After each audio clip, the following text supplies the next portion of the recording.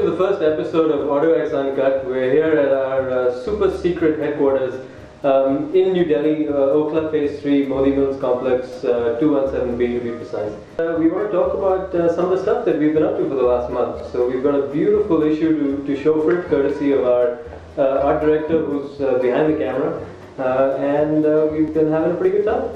Yeah, that's a cover. I was just showing it to the audience. Yeah, it looks pretty good. It's a pretty sweet cover with a pretty sweet car on it. And you've had some sweet time with it, I guess. I had quite a good time with it. Yeah. I spent some time in LA with it, and there are Astons and Ferraris aplenty in Beverly Hills and in Hollywood. And they don't even get a second look anymore. Yeah. It's just an irritating sound that goes by every once in a while. But this thing was, I had paparazzi all over me, so I had 24 hours of fame with the Vanquish. It's a beautiful, beautiful car. So it felt like what Justin Bieber feels like every day. I've never experienced anything that Justin Bieber has experienced in his life. Maybe when I was pre-pubescent 25 years ago. No, I think Justin Bieber is more like pink cars or yellow I was cars. talking about an Aston Martin Vanquish. I do not know about Justin Bieber. Back to the Vanquish. 565 horsepower, 6 liters, V12, and if anybody thinks that Aston is in trouble, they just need to get into a Vanquish. It's a beautiful car, beautiful setting. I think that's unanimous. We all think it's absolutely scintillatingly beautiful, and it sounds like thunder, doesn't it? It does sound like thunder. Yeah. It does sound like thunder, but it's beautifully smooth. That V12 is just.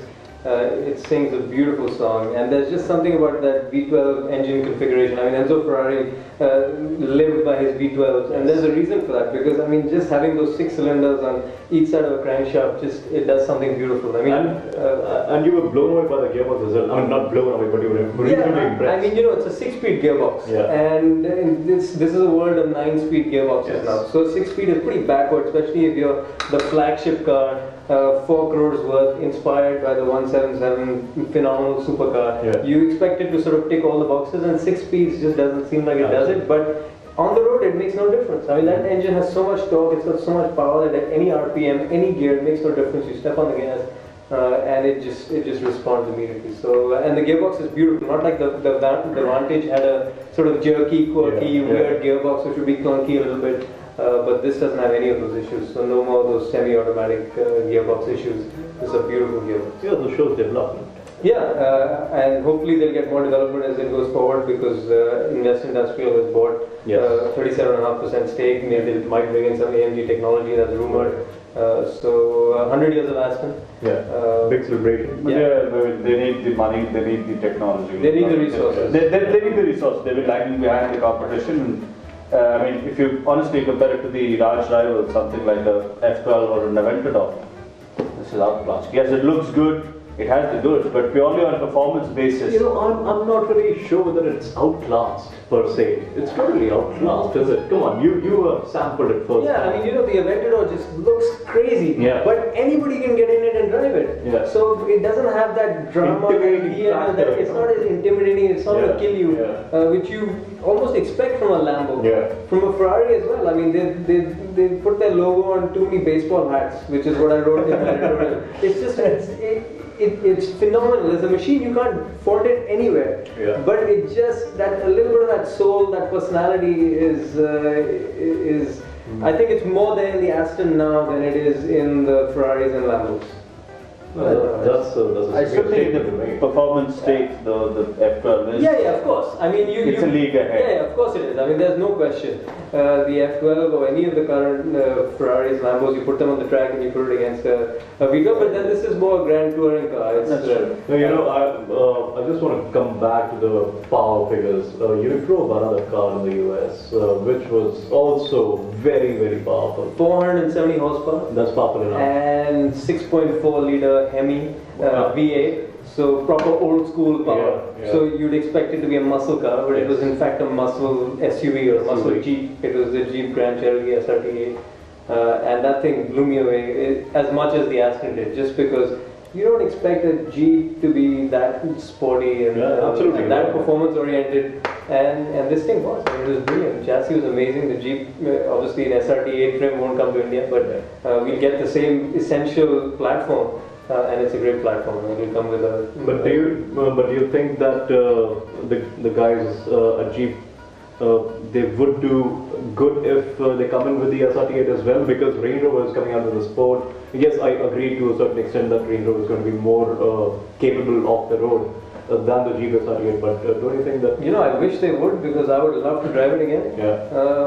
But even in a place like the US, I think the number of takers for a Range Rover Sport and the takers for an SRT8 Jeep Grand Cherokee is just, it's like... Pulls apart. Yeah, it's like a handful versus a few tens of thousands. Because I think one of the issues would be that the SRT8 would be prohibitively expensive. Yes. And for Jeep to compete directly against something like... it would still be cheaper than a Cayenne. So if you look at it just purely from a performance, space, usability point of view, I agree. It would work, but then it's not a Porsche. That's the biggest problem. So, for an average consumer, the Porsche badge is a lot more than the SRT8 badge does on the performance does. Frankly, Jeep has a great badge, it's got a great heritage, and that means that it'll be recognized. And it's the sort of original SUV, as it were, but it'll be recognized within a certain bracket. So it'll allow it to maybe get up there and compete with the Germans a little bit, but not really supersede them, not at this stage. Right. So but it's a great starting point. The new Jeep Grand Cherokee is a but great just as hypothetically speaking, when we were talking about Germans, GTS, Porsche Cayenne GTS versus the SRT8 Jeep. Which one do you think makes more power and more smiles on your face? the GTS is a much more focused machine. Yeah. But I think the GTS on these roads will be a pretty fun ride. Right. And the SRT8 can do anything. It can do everything.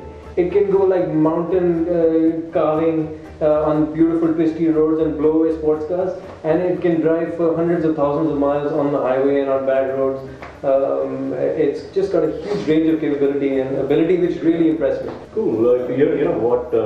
Speaking of you and your time with horsepower and whatever, we guys had phenomenal fun. We played around with 8 PHP scooters. It's all relative. 5 of them. 5 of them. Yeah, so 5 times 8 is not a bad number. Yeah. It's still, If you're trying to run, that is. but we, although it's not a lot of power, we had good fun shooting it, I guess. We got some really phenomenal location, and it was a beautiful shoot. It was. And you pulled up some pretty fancy poses when you were trying to shoot. That was as impressive. No, but in that shootout, what really impressed me was the fact that Suzuki actually is a very, very competent scooter. It actually won our shootout. I was most disappointed with the Vespa. You had ridden the Vespa when it was launched. But I rode the Swish right after that. and it was amazing. The Swish was fantastic. But Vespa, I don't know. I was expecting it, since it has a very big scooter feel to it. I was expecting it to be a little bit more, say, perky.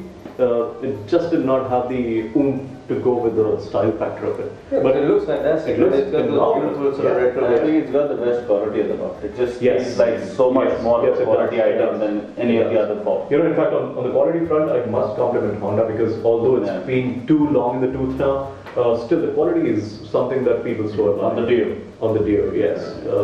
But yeah, we had some good fun. And but you had your fair share of horsepower too. There was a Fat Boy and a GL and some other pretty big muscle kind of machine. even that was a very good shoot. Beautiful bike, man. It is, even in yellow. And Ishan tweeted about it, saying that he did not expect the Harley to look I never so thought that yellow would look so proper. Especially a Fat Boy, you expect it to be black. Yeah. But this thing was just Bright yellow. brilliant. It was amazing. And one more thing that really, really surprises me is how well the chrome matches that yellow. Yeah, it does. That's true. Because otherwise, just chrome on anything else would have just blinded you away. Yeah. So yeah. GL is actually pretty good. Come to think of it, we've driven the last one a few times. This is a major improvement in what last generation is like. It's lighter, it's much more lithe, it's much more agile, handles better, goes better. The interiors especially feel much more of an upgrade back there. But I still think it's too big for Indian conditions. And it's still a little bit too unattractive. Yes, it looks it's big and bold and in your face though, right? But I think primarily if you need that kind of space, if you need 7 seats, if you have a couple you need a of bread big box. dogs. Yeah, I mean, in a way, yes, you need a luxury bread box to say so. it's a pretty good machine. So coming back to bikes, you also rode what we would refer to as the Indian Harley. Basically, yeah. So I rode the new Bullet 500 around the lower hills of Rishikesh. It's a nice area, but I was a little disappointed with the bike. Firstly, because the qualities were not the best of what I was expecting, especially since the Thunderbird 500, showed how Royal Enfield improved tremendously in their terms of quality and overall refinement of their engine. Yeah. But the new Bullet 500, all it has is new tires, it's got new components, new switches, and the same 500cc engine just found in the Classic. Overall, the quality is not the best, so that's something that they should really work on. Yeah, especially because when you're pricing a product with that bracket, It's 1.56, which is very expensive for a Bullet. It's a lot of money. Yeah. it's a lot of money. Yeah. You expect things to be good. Yeah. This one is properly old school, yes, but again, the quality could definitely have been better. I love the fact that it is old school, but come on, it's 1.5 lakhs. But speaking of expectations, the expectations have been set really high for another product, which is the Cafe Racer. So Oh, yes. now, will the Cafe Racer live up to No, that gets me excited because, and I think it should definitely live up to the expectations. The UK example, people swear by it. It's very decent. It looks extremely good, and the mechanicals are quite solid. Right now, there is a lot of development work to be done to the Indian model. That's how things are right now. But Do you think, given the Cafe Racer, the 500 and what the price they're charging, do you think the new Buick 390 and 1.8 is going to be something that's going to make them sit up and look? And I think the whole industry is going to be standing up right now. That's crazy pricing for that bike. Yes, I do have a little bit of an issue with the 390 looking the same as a 200. They could have done a little bit more with the design and styling of it. But on the other aspect, I've driven the 200 at some length. yeah, Phenomenally Oh, it is. comfortable and Yeah. nice. Absolutely, Right. absolutely. From that aspect, if they haven't changed the thing other than the performance, I'm it's still perfectly the fine. thing. Yeah, it's very It's a new segment altogether. Yeah. Bringing in 390 mid-level, I'm perfectly And it's fine good with quality, that. right? The 390 is basically going to go to Europe. So it's pretty And decent. the price difference between the two is pretty small. I think Yeah. it's what, 50k? Yeah. 50,000 rupees Yeah, it between is, the it two is, or yeah. 390. Yeah. I think it makes for a lot of sense and a lot of value. Yeah. But another company that needs to continue working on development is Mahindra on that too. Yeah. Oh yes. But Yeah, so I recently rode the new Mahindra Centurion as well. Yeah. So we've been over this about the quality of Mahindra, but let me just put it bluntly. Mahindra, they've made a big step forward in their R&D for sure. So right now, I mean, the Centurion, it's not the most amazing bike ever. Obviously, it's got an 8-speed 310cc engine. Obviously, I weigh 110 kilos myself, so I mean, it's not the best, most exciting got bike. central But locking, though. no, it's got central locking. No, not central locking. It's got a smart key that's sort of like a car key. So it's got a little button you can press to find it. It's got Find Me headlamps and all that, anti-theft and stuff like that. So it's got good features and stuff. The engine is really well refined. The overall quality is nice, and the design. As me and Ashish have been debating, I like it. He doesn't like it. I don't like it. But Yeah, I like it. It's I unique, also, different. I also think that if they were to segregate the Centurion from the Pantero, they should have done some engine modifications and given it more power. At least 3, 4, 5. It is a lot more refined though. The engine is a lot more refined. But the engine even of the Pantero is not really too bad. Let's be honest about it. It's a fairly comfortable bike. And the engine is built completely by Mahindra in-house. It's Indian build. But again, I would still like to see a little bit more power if they are to segregate the two bikes positioning wise. And it looks really ugly to me, I'm sorry. I like it. Yeah, It's but- unique. But then as you see, it's like something different from what I would still standard have plan design. No, is. I would That's still what I- have the CB twister. Okay, Yeah, that's but exceptional. you know what? One thing that's making the sensation, I mean, it is now the sensation in the market is a 4-acre sport. We've been blabbering about Mahindra a lot, but yeah, one thing that we should be blabbering about is the 4-acre I think it's been a massive shock at It has the been. price that they've been It has able to been. launch it at. Yeah. I mean, speaking of anticipation, they built huge anticipation for that car since before the Auto Expo. Yeah. Alan Mulally showcased it before the Auto Expo began last year, which is a year and a half ago, and they've been sort of building on that anticipation. And people were just about getting sick of it and saying that is it coming, is it not coming, what the hell's going on? And we expected a decent price for Ford to sort of back it up, but 5.6 lakhs starting is phenomenal. I doubt even any media expert. No, I don't think No one knew the price of that. Nobody expected to put that. But yeah, that is, I mean, when we drove it last month in Goa, one of the biggest factors was that what will the price be? I think at that price, it's a success. It is. I don't know how well the EcoBoost is going to do, but I think that's okay. I don't think Ford's really concerned about that. Ford will basically be selling only the 1.5 diesel. That's what I think that will be the diesel and also the entry level petrol, because I mean that's I think they'll sell a decent amount of that. That won't be too off. They'll sell a decent percentage. They will sell. That's one thing that we agree upon. So good time to be a Ford dealer, but don't gouge your customers. I mean, you have to be careful because there are a huge number of orders already in the last 2 days. Exactly. Plus, I think Ford's traditionally one of the biggest weaknesses has been the sales and after sales experience. Even my friends who own Fords have never been completely satisfied, or not even close to satisfied. So that's one thing they need to work on, because again, EcoSport, like the Figo did a few years ago, is going to give them huge volume. They need to be prepared to deal with it and not turn the customer away, not sort of piss him off. No, you know what? Good that you brought the Figo up. What do you think if Ford can put it off with that engine, the 1.5 diesel manual combination? If they fit that engine into the Figo, I think that'll give it a completely new breath of life. Yeah, because I mean, it needs it needs something like that. Yeah, and I mean we're seeing more and more technology and better technology going into small cars. Yes, like the TSI. Yeah, we did another test which was the GT-TSI, the VW Polo GT-TSI, and the A-Class, the A180 after BIC, because these, I mean, one is of course a luxury refined hatch, but it's got a decent amount of performance. And the other one is supposed to be a hot hatch. It's sort of getting there. It's still pretty far from a GTI, but it's getting there. And I mean, Bad 7-speed DSG. Bad tires to blame, bigger wheels required. Yeah, definitely bigger wheels, better rubber. But slightly more better looks. I don't say that you can make it body race, but you have to differentiate it a little bit more. I agree. You know, if you are pricing something that is essentially just a Polo with a better engine, brilliant gearbox, at almost 9.5 lakh rupees, you need to give the customers a little bit of a spoiler, some side skirts. It has to look different from the 5.5 lakh. Absolutely. If I spend the money, I want people to recognize that I've got the. At the moment, all the money has gone into the technology, the engine and the 7-speed DSG most of all. Because it's a pretty amazing piece of work. For a small car, it's amazing. And the great thing about these cars is that they're the perfect size on our roads to sort of side through traffic. So the Polo, which has decent power, it's got just about around 100. Just over 100 bhp. It's got the 7-speed gearbox, it's got the convenience, it's got a great, very responsive gearbox, and it's the perfect size. Same thing with the A-Class, it's a great size for a proper luxury car. I mean, it's got the same level of quality on the inside that you would find in an S-Class, and it's a good size. It needs a hell of a lot more power, the A180. Yes, in fact, you know, if we were to drag the A-Class against, say, something like an i20 diesel, the i20 will whip it, I guess.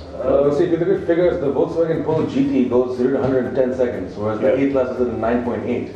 So it's only a 0.2 of a second difference. Yeah, it's considerably faster around a full lap because it's got much better rubber. It's got a really good platform from that point of view and decent grip. And so it's faster around a full lap, but it definitely needs, it's begging. The platform is very stable, you turn in very nicely. But I think it'll be a good, later the year, I think it'll be a really good fun comparison between the 1 Series and the A-Class. The something rear-wheel drive, something rear-wheel drive and a BMW. But again, you know, we need better engines. We need better engines. That's true, that's true. Like we all agree upon, it still is not a hot hatch. Neither of them are. No, they're not hot hatches. No. But it's a good start. So it go out and buy them, because if you do, then we can get even better ones. It's a great start in a new segment. So, and if it's accepted, then we'll get. No, you know, as Dhruv said, the GT is not really there yet to be the GTI. So buy more so that we can get the GTI. Exactly. Exactly. Speaking to hatches, we'll go to the other spectrum of hatches. So we drove the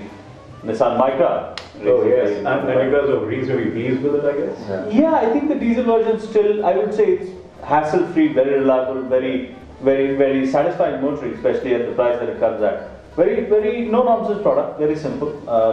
Now with the new facelift, looks pretty good actually. It's gotten rid of probably was the biggest shortcoming of the look. Absolutely. It just, I mean, in a bunch of hatches, it just looked like it was surprised. It was there in the test. Yeah, it did not look happy with itself in the past. But it looks a lot better. The front end has a little bit more character than it. That's true. It looks much more assertive. The interior is nicer too. Interior is much nicer. Though there's small changes, but they work. They work with the large on the large picture. Plus, I mean, the diesel always been pretty nice to drive. Good to drive in traffic, not peaky, very reliable. But you had some good fun with your favorite gearbox. Yeah, the CVT, yes, by far my favorite, yes. That's sarcasm, by the way. So yeah, it is alright. I mean, if you have no other options, okay. But I still think CVT is once again.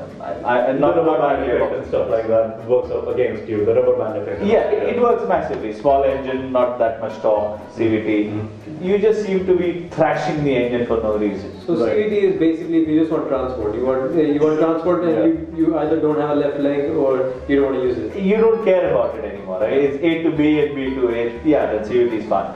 I don't think if you want to be involved in driving, CVT is not the way to go.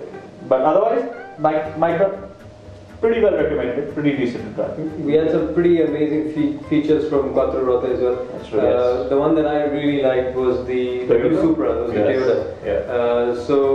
Toyota did the GT86 in collaboration with Subaru. Yes. Subaru did the engine essentially, using some of Toyota's direct injection. And may I just add, we had some phenomenal fun driving it around the Dubai Autodrome last year for our 6th anniversary issue, and we will beg Toyota in definitely into it. Yes, go to GT86. yes, please, please. Between the lot of us, we'll give a few limbs individually for the pleasure of owning a GT86. Absolutely, that thing is it is a genuine pleaser. Yeah.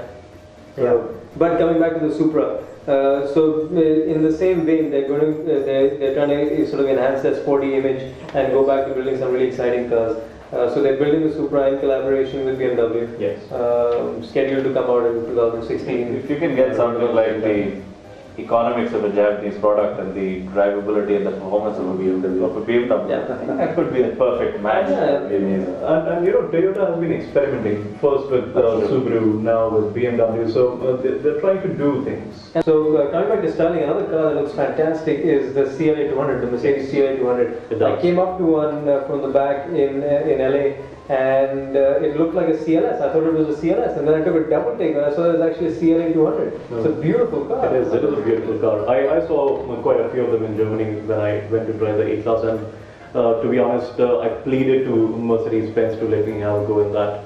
But it's that desirable. Yeah, and it's great to see the companies taking risks and being more bold in their styling because they come up with really good looking cars. I think after a few not so good years worldwide, not just in India, I think the CLA, cars like the CLA and the A are sort of leading the resurgence into a completely new market, a completely new segment. And what they've admitted, like I was with them recently, they said, it's bringing them a set of consumers to whom Mercedes was always their granddad's car. Yes. But today they like the car, they want to be associated with the brand, they want to be part of it. And that's a massive proven. shift. That's proven by the 400 odd orders that they've got for the A-Class in what, barely 10 days of launch? Yeah. So I mean, again, like Toyota trying to be more youthful and more sporty, you've got Mercedes that's also trying to show itself to have a much more youthful image, and cars like the A and the CLA just hit the nail on the head. They're great cars. So we look forward to getting the CLA, getting our hands on the CLA and getting to see the CLA. The A45 AMG is another car that looks pretty sweet. That's on the wish list. That's on the wish list. We have much on our wish list. That's one than all. Speaking of California, which is the land of the green cars, how's the experience of driving a Prius after the Aston and the SRT8? That was very fun. You know what? I think we should leave it for the next issue because that's what we are driving. So So look forward to the Prius and the E2O next month. Yes, that's going to be a green issue. Yeah. Not literally speaking. Yeah, we green and some tones of petrol, diesel. Yes, somewhat eco-friendly. That's our version of eco-friendly, I would say. So we'll, thanks for joining us, and we'll come back to you shortly with some more stuff that we've been up to.